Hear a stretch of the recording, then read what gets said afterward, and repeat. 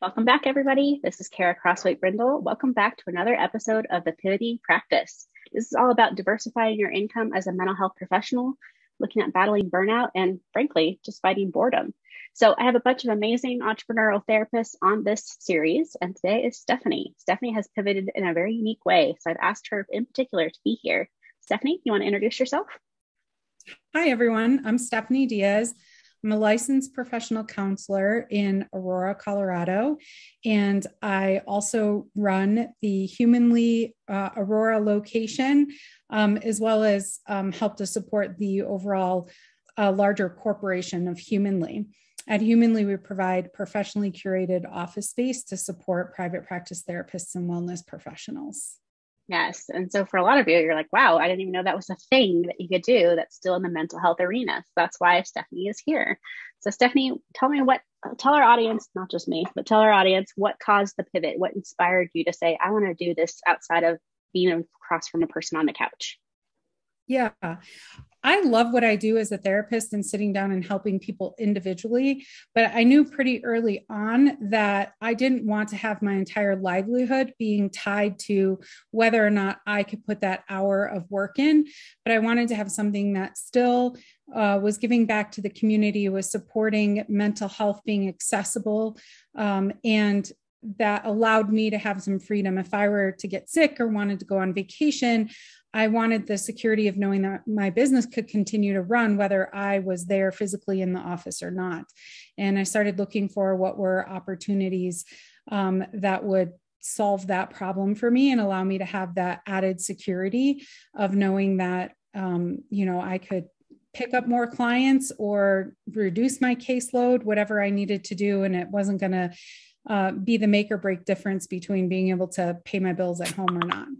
Yeah, that's huge. I mean, I think that's inspiring to a lot of people who are going to see this video, like, oh, I want that, especially in today's day and age. So I can imagine there's a lot of rewards there, Stephanie. Are there certain things you want to highlight that have been rewarding beyond the security of that income and not having to worry about getting sick or taking a vacation? Yeah, definitely. I knew that there was only so much I could do as one individual therapist as far as contributing to my community, the community where I was raising my children, where we lived. I wanted to be able to make a bigger impact. And one of the most rewarding things that have happened has been when I'm out and about doing things, meeting new people in Aurora, in the city where I live, is when I tell them what I do. And they're like, oh yeah, I took my daughter there for counseling, or I did marriage therapy there.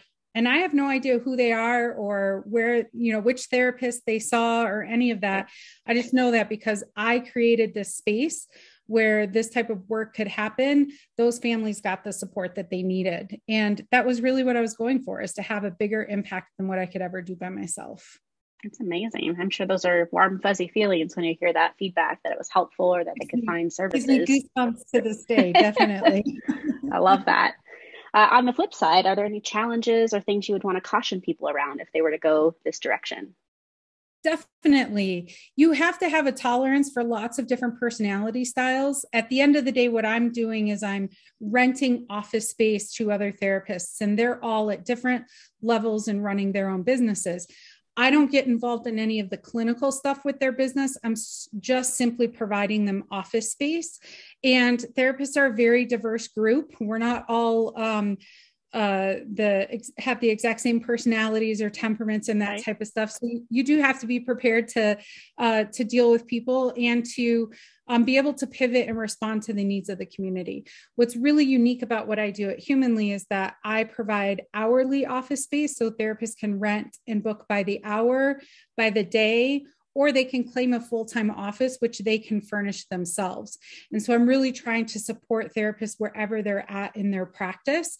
And so I also have to be flexible in meeting their needs where they're at and being able to make some pretty difficult business decisions about how flexible I want to be and who is our target therapist and population for this type of environment. Yeah, absolutely. It's like a whole system there that you have things you have to consider. So with that in mind, if people wanted to sit down with you, have a consultation, learn from all of the experience that you have building this up and building this community, how would they find you? Yeah, definitely. They could learn more about humanly in general, our concept and how we run, just by going to www.behuman.ly, and they could see all of our locations. But they can email me directly. And my email is stephanie@behuman.ly. And I love to talk to people and encourage them. Our larger corporation is a franchise system, so we're always looking for people who are interested in bringing this resource to their communities if we don't already exist there. Yeah, and I know that you're growing, and it's definitely there's a need there. So I'll make sure to include this information below the video for folks that want to reach out to you and learn more. Any last thoughts for our viewers who are thinking about this opportunity? I think whenever you're looking at what you want to do to diversify your income, you have to look at what brings you joy and what's ultimately the type of work that you really enjoy doing. And I knew that I wanted to be in a position to support people.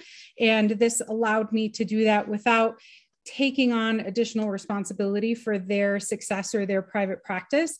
I just was providing a service that was going to support them no matter where they were at. And I think that's really important. You can't take on more than what you're capable of, or take on something that actually is a bigger drain from what brings you joy.